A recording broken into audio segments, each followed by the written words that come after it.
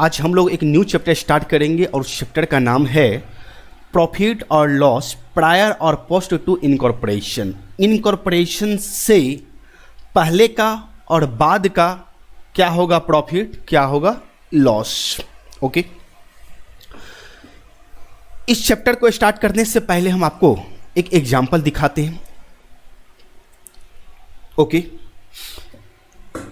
अपने को इस चैप्टर में किस तरह से न्यूमेरिकल क्वेश्चन को सॉल्व करना है, क्योंकि थ्योरेटिकल का यहाँ पर कोई बात ही नहीं है। ठीक है, इसमें थ्योरी अक्सर नहीं ही पूछा, न के बराबर ही पूछा जाता है, न्यूमेरिकल क्वेश्चन ही पूछा जाता है। ओके, इस चैप्टर में न्यूमेरिकल क्वेश्चन जो सॉल्व करेंगे वो किस तरह से रहेगा, किस तरह से हम लोग सॉल्व करेंगे, वो चीज हम आपको बता रहे हैं। Statement showing pre and post incorporation profit. Incorporation profit हमें निकालना है, प्री का निकालना है, पोस्ट का निकालना है, जिसके लिए हम लोग एक स्टेटमेंट बनाएंगे। हमारे पास एक क्वेश्चन होगा, उस क्वेश्चन के आधार पे ये स्टेटमेंट बनाएंगे और उस क्वेश्चन में सिर्फ हमारे पास इस तरह से आइटम होगा, आइटम का नाम होगा और ये सिर्फ टोटल अमाउंट होगा।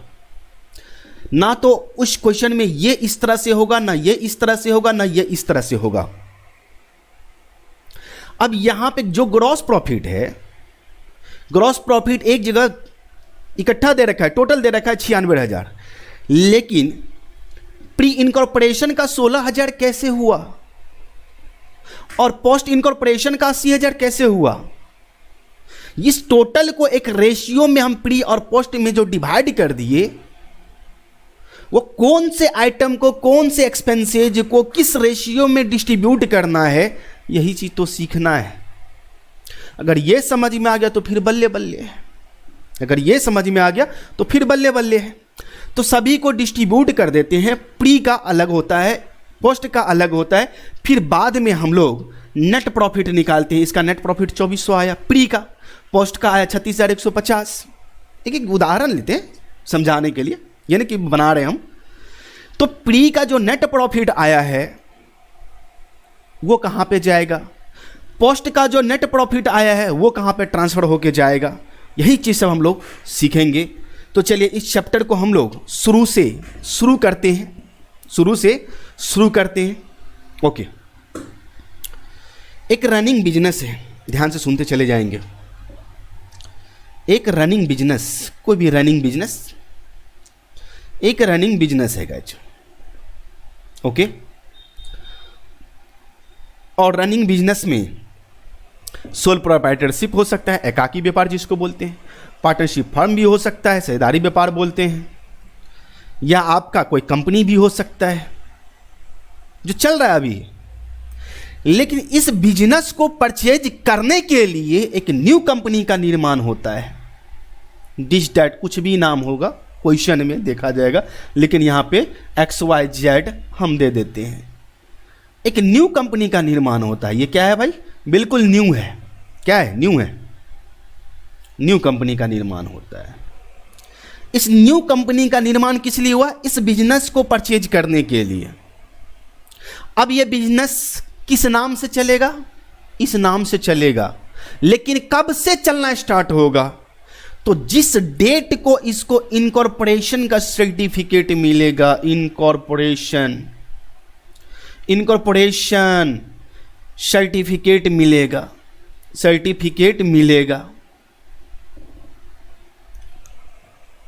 उस डेट से ये बिजनेस इस नाम से चलेगा। जब तक इनकॉर्पोरेशन का डेट नहीं मिलेगा, मतलब सर्टिफिकेट नहीं मिलेगा, तब तक ये बिजनेस उसी नाम से उसी स्थान पे चलता रहेगा। बिजनेस तो बंद नहीं होती है, उसी नाम से उसी स्थान पे चलता रहेगा। अगर इनकॉर्पोरेशन सर्टिफिकेट नहीं मिला, बाय द वे इसको कहीं मिल गया कमेंसमेंट का सर्टिफिकेट, व्यापार चालू करने का सर्टिफिकेट, कमेंसमेंट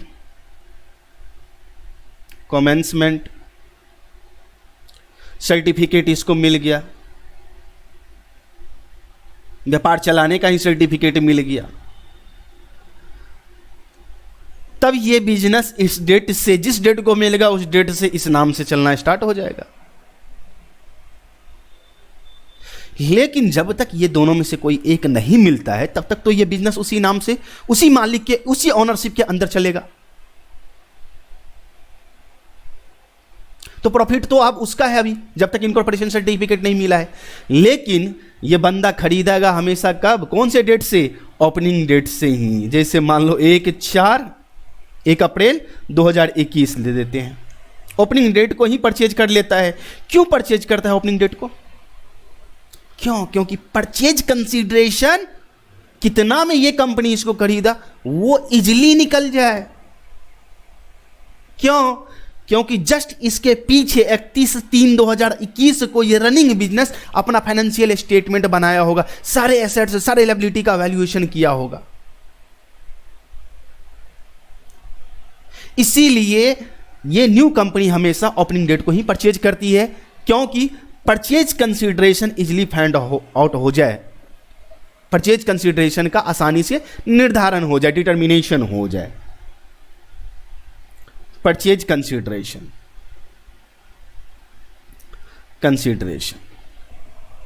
का निर्धारण हो जाए।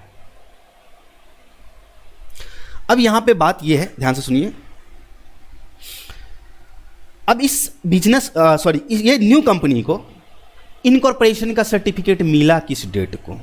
मान लो हम यहां पर एक डेट लगा देते हैं, चला 30/6/2021 इस डेट को मिल गया। तो अब क्या हुआ, ये बिजनेस इसके नाम से चलना स्टार्ट हो जाएगा, इसके अंदर आ गया, इस नाम से चलना स्टार्ट हो गया, ये बिजनेस इसका हो गया इस डेट को। अब जब तक इनकॉर्पोरेशन या कमेंसमेंट का सर्टिफिकेट नहीं मिलता है तब तक इस न्यू कंपनी के हाथ में ये रनिंग बिजनेस नहीं आता है, इस पर अधिकार नहीं होता है। लिया है तो परचेज कर लिया, लेकिन इनकॉर्पोरेशन का आपका इनकॉर्पोरेशन सर्टिफिकेट मिलेगा तब तो आप दावा करोगे ना। क्लियर? कभी कभी ऐसा भी होता है कि एक सोल प्रोप्राइटरशिप या पार्टनरशिप अपने आप को कंपनी में कन्वर्ट कर लेता है। तो कंपनी में कन्वर्ट कब होगा? जिस डेट को उसको इनकॉर्पोरेशन का सर्टिफिकेट मिल जाए या बिजनेस कमेंसमेंट करने का सर्टिफिकेट मिल जाए, उस डेट को। तो इनकॉर्पोरेशन का डेट, इनकॉर्पोरेशन सर्टिफिकेट किस डेट को मिला? 30/6/2021 को। अब यहां से, क्योंकि देखो यहां से ही बिजनेस परचेज कर लिया गया है, लेकिन चल रहा है इसी के अधिकार में। इसको बोलते हैं वेंडर, इस बिजनेस को बोलेंगे वेंडर के नाम से जानेंगे, विक्रेता। अब इस डेट से लेकर के, ओपनिंग डेट से लेकर के इस डेट का जो पीरियड होगा ना, वो हमारा प्री इनकॉर्पोरेशन पीरियड कहलाएगा, इनकॉर्पोरेशन से पहले का पीरियड। और इस डेट से लेकर के ये कंपनी का पहला फर्स्ट फाइनेंशियल स्टेटमेंट, क्योंकि इसी साल तो निर्माण हुआ है, इस डेट को इनकॉर्पोरेशन सर्टिफिकेट मिला है, तो इससे पहले तो भैया उसका फाइनेंशियल स्टेटमेंट तो होगा नहीं। इतने तो हम लोग मूर्ख है नहीं, इतना तो समझ में आता है, इतना हम लोग काबिल है। नया नया इनकॉर्पोरेशन हुआ है, तो इसका first financial statement closing date को बनेगा। ओपनिंग डेट ये है तो क्लोजिंग डेट क्या हो जाएगा भाई? यहाँ पे हम लिख देते हैं 31/3/2022 होगा। तो इस डेट तक देखो, इस डेट से लेकर के इस डेट का प्री इनकॉर्पोरेशन पीरियड, और इस डेट से लेकर के इस डेट के बाद, ओके, और इस डेट तक जो पीरियड होगा वो हो जाएगा पोस्ट। कभी कभी क्वेश्चन में होता है, क्वेश्चन में दे दिया रहेगा इनकॉर्पोरेशन सर्टिफिकेट इस डेट को मिला, तो चलो भैया लोचा समाप्त है। लेकिन कभी कभी होता क्या है, इनकॉर्पोरेशन सर्टिफिकेट का डेट दिया ही नहीं, इनकॉर्पोरेशन सर्टिफिकेट मिला ही नहीं, लेकिन उस क्वेश्चन में ये दे दिया कि कमेंसमेंट का सर्टिफिकेट मिल गया है, बिजनेस चला सकता है। और वो डेट मिल गया मान लो 1/8/2021 को, ये नहीं मिला, ये मिल गया। तो ऐसे केस में क्या होगा? तो ऐसे केस में क्या होगा, यहां से लेकर के इस डेट तक का जो भी पीरियड होगा वो प्री कंस्ट्रक्शन पीरियड हो जाएगा, जो प्री इनकॉर्पोरेशन पीरियड हो जाएगा। और फिर इस डेट से लेकर के और इस डेट का जो भी पीरियड होगा वो आपका पोस्ट इनकॉर्पोरेशन पीरियड हो जाएगा। क्वेश्चन में डिपेंड करता है, क्वेश्चन में क्या दिया है, इनकॉर्पोरेशन का सर्टिफिकेट दिया है तो भैया उसका डेट देख लो, उस डेट तक का, ओपनिंग डेट से लेकर उस डेट का प्री इनकॉर्पोरेशन पीरियड हो जाएगा, उसके बाद का पोस्ट इनकॉर्पोरेशन पीरियड हो जाएगा क्लोजिंग डेट तक। अगर किसी क्वेश्चन में कमेंसमेंट का सर्टिफिकेट मिला है किस डेट को ये दिया हुआ है, तो फिर ओपनिंग डेट से लेकर के उस कमेंसमेंट सर्टिफिकेट इस डेट को मिला उस डेट तक प्री हो जाएगा, उसके बाद पोस्ट हो जाएगा। अगर सर कभी कभी ऐसा भी होता है कि किसी क्वेश्चन में वो दोनों दे दे तो माथा पच्ची है, तब किसको लेंगे सर? अब बताइए, अब तो बहुत होशियार हैं, बता दे। अब बताइए, अब दोनों में से किसको लेंगे? अगर किसी क्वेश्चन में दोनों घुसा दिया, इसको इनकॉर्पोरेशन सर्टिफिकेट भी मिल रहा है, कमेंसमेंट का भी सर्टिफिकेट मिल रहा है, दोनों सर्टिफिकेट मिल रहा है, तो अब कहां से कहां ले? तो प्रायोरिटी हम किस पर देंगे? इनकॉर्पोरेशन सर्टिफिकेट पे। क्लियर है? दोनों दिया रहेगा तो इसी को हम लोग प्रायोरिटी देंगे। ओके, यहां तक क्लियर हो गया? अच्छा,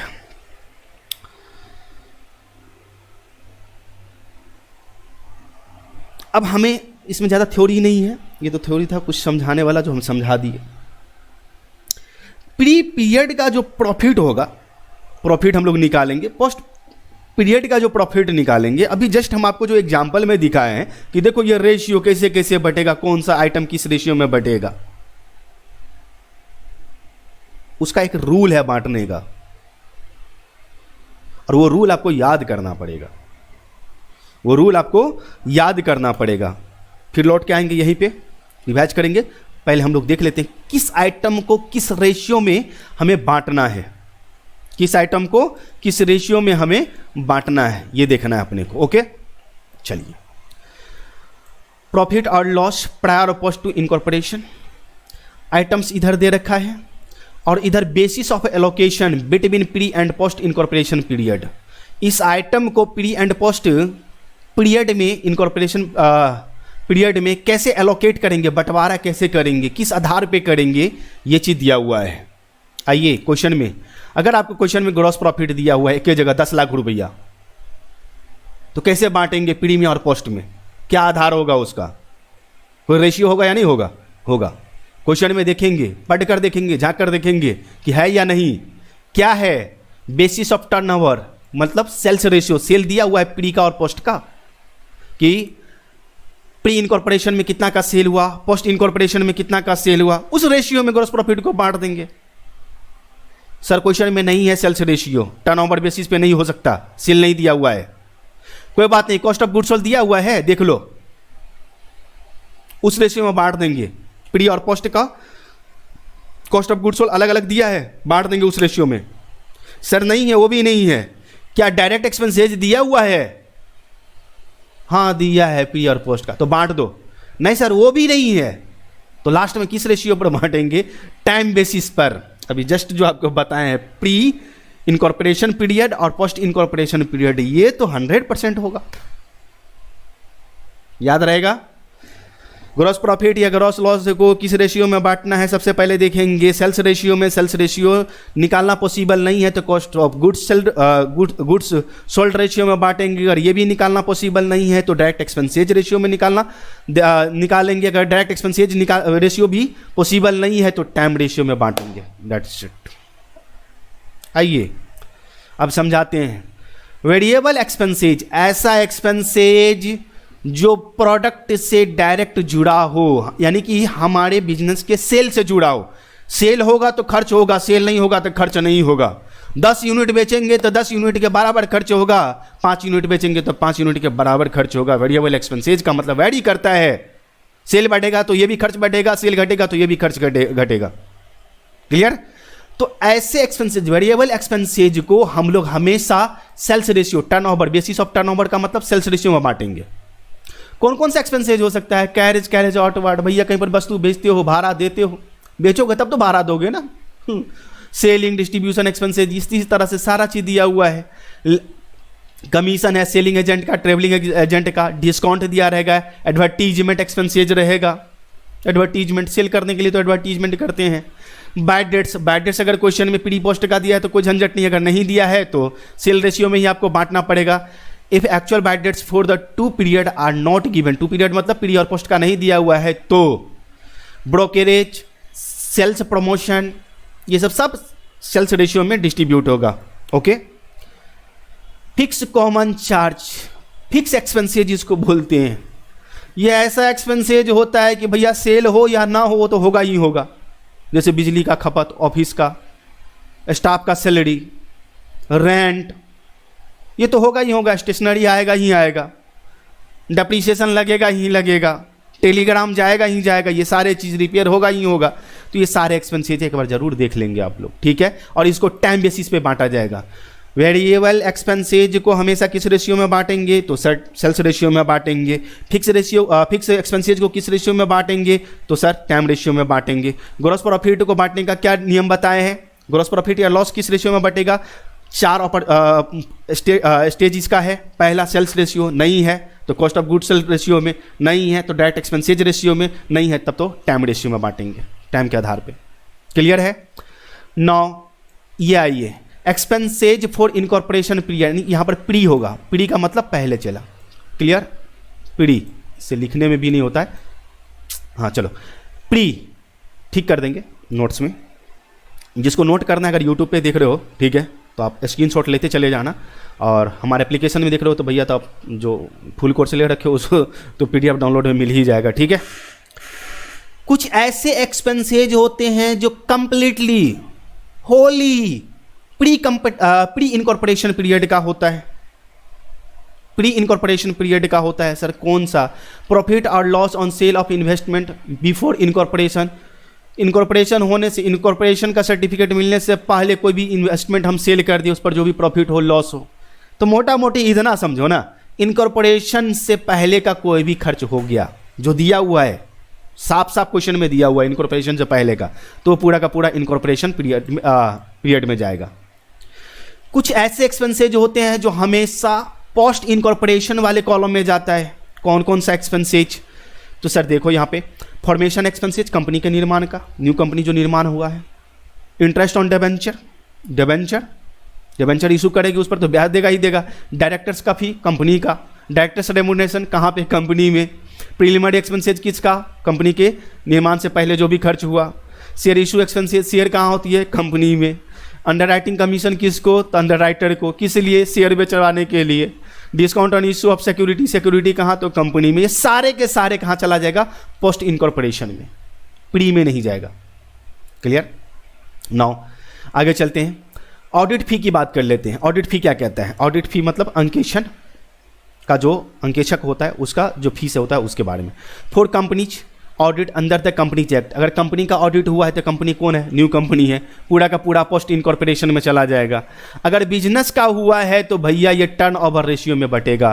for tax audit under section 44 AB of the income tax act, income tax act के अंदर एक PGBP चैप्टर होता है। आप लोग इनकम टैक्स नहीं पढ़े हो तो पढ़ोगे तो समझ में आ जाएगा, ठीक है। उसमें PGBP का जो बुक होता है, बिजनेस का जो बुक होता है, उसका ऑडिट करने का प्रोसीजर बताया गया है, ठीक है। तो ये टर्नओवर सेल्स रेशियो में बटेगा। ओके, आइए नेक्स्ट है interest on purchase consideration. Sir business purchase किया ओपनिंग डेट को, लेकिन बिजनेस परचेज कंसीडरेशन वो पेमेंट किया ही नहीं है अभी तक, अभी तक परचेज कंसीडरेशन का पेमेंट किया ही नहीं है। और उस पर बोला क्या, कौन, न्यू कंपनी बोला गया तुमको हम ब्याज लगा के देंगे, इंटरेस्ट देंगे हम तुमको परचेज कंसीडरेशन पे। तो रनिंग बिजनेस कहता है ठीक है ज़्यादा दे देना, तो न्यू कंपनी कहते ठीक है ले लेना, दे भी दिया ले भी लिया। क्या हुआ, for the period from the date of acquisition, acquisition मतलब रनिंग बिजनेस को न्यू कंपनी किस डेट को लिया है of business, to date of incorporation, incorporation यानी कि प्री पीरियड का दिया हुआ है इंटरेस्ट, तो प्री इनकॉर्पोरेशन पीरियड में चला जाएगा।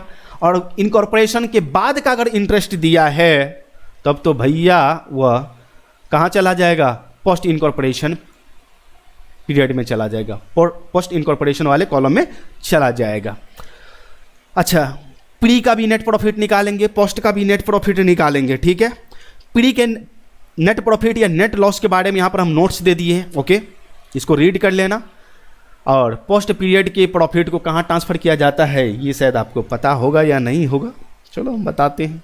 आइए चलते हैं हम लोग कहाँ पे, कॉपी की ओर ध्यान देते हैं। तो ये जो प्री का जो प्रॉफिट निकलता है और पोस्ट का जो प्रॉफिट निकलता है, इसका काम होता है, समझिए, थ्योरी में तो दे ही दिए लेकिन समझ लीजिए। प्री का जो भी नेट प्रॉफिट होता है, नेट प्रॉफिट, ये प्रॉफिट किसका होगा? ये तो रनिंग बिजनेस का ही होगा। तो जब बिजनेस परचेज किया है तो साथ ही साथ ये भी परचेज किया, तो ये कहीं नहीं कैपिटल प्रॉफिट होता है। क्या होता है भाई? कैपिटल प्रॉफिट होता है। ओके, और इस कैपिटल प्रॉफिट को कैपिटल रिजर्व अकाउंट में ट्रांसफर कर दिया जाता है यदि यहां एडजस्टमेंट नहीं हुआ तो, जो नोट्स में हम लिख दिए हैं, पढ़ लेना उसको। पोस्ट पीरियड के प्रॉफिट, अब इनकॉर्पोरेशन हो गया तो इस न्यू कंपनी का तो अपना प्रॉफिट होगा, तो इसका जो नेट प्रॉफिट होगा वो कहाँ जाएगा? तो ये सीधे चला जाएगा स्टेटमेंट ऑफ पीएल में, स्टेटमेंट ऑफ पीएल में चला जाएगा। इसका कुछ नहीं, ये चला जाएगा कैपिटल रिजर्व अकाउंट में। ओके, और कुछ तो हम नहीं भूले हैं शायद, मेरे ख्याल से ऐसा कुछ मेरे को है तो नहीं। चलिए, तो प्री पीरियड और पोस्ट पीरियड में झमेला समाप्त हो गया। सारे आइटम का एलोकेशन कैसे होगा, किस रेशियो में होगा, किस बेसिस पर होगा, वो सारा चीज़ हम आपको बता ही दिए नोट्स में। ओके, तो फिलहाल इसमें अब कुछ बचा नहीं। ओके, अब नॉमेरिकल क्वेश्चन देखेंगे, जो भी पॉइंट होगा, इक्का दुक्का जो भी पॉइंट होगा चला, हम आपको नॉमेरिकल क्वेश्चन में बताएंगे। ठीक है, साथ ही साथ नॉमेरिकल क्वेश्चन में डील करते चले जाएंगे। क्लियर? और एक बार देखो तो बुक में था ना, हाँ, कहाँ ये देखो, यही है।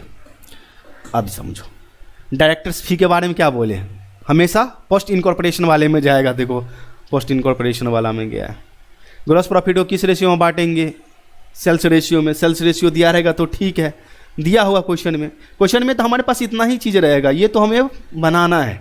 देखो ना, क्वेश्चन में क्या है, बस इतना ही है, सब कुछ इतना दिया हुआ है और कुछ नहीं है। क्लियर? तो ये सब चीज़ हमें निकालना पड़ेगा। चलो ठीक है, और न्यू कंपनी का बैलेंस शीट भी बनाने का सीखेंगे हम लोग, बहुत कुछ है, सीखेंगे भाई आगे चल करके। अब इसमें जब हम बनाएंगे वहाँ पे, तो फिर वहाँ पे थेसिस देंगे, टेंशन मत लो। फिलहाल देखो, net profit being a pre incorporation profit transfer to capital reserve account, जो भी बताए हैं, और net profit being post incorporation profit transfer to statement of PL, profit and loss. ठीक है, तो ये पीएल में जाएगा, ये कैपिटल रिजर्व में जाएगा। इसका एडजस्टमेंट होता है, एडजस्टमेंट जो हम नोट्स में लिख के दे दिए हैं। ठीक है, और ये देखो सारे एक्सपेंसिव देखते हो, कहीं पर कुछ रेशियो है, कहीं पे कुछ रेशियो है, मतलब अलग अलग रेशियो में बटा है। चलिए ठीक है, आज के लिए इतना ही रहने दिया जाए। नेक्स्ट क्लास में हम लोग देखेंगे नॉमेरिकल क्वेश्चन, इसको पहले याद कर लेंगे। ओके।